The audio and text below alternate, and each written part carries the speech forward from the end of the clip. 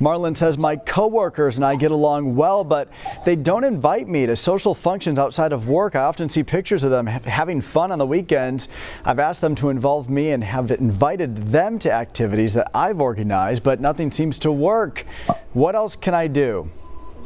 Well, Marlon has already taken initiative by asking to be involved, as well as inviting his coworkers to functions he has initiated. So, sometimes it's necessary to establish friendships outside of work because work friends or coworkers are just that, at work.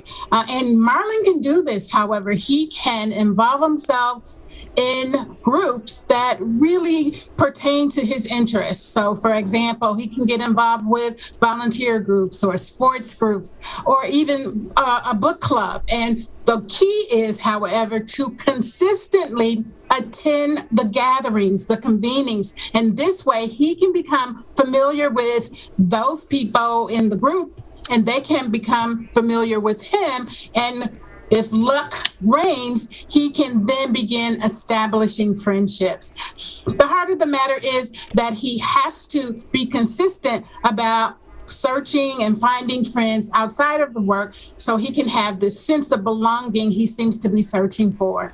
All right, good stuff.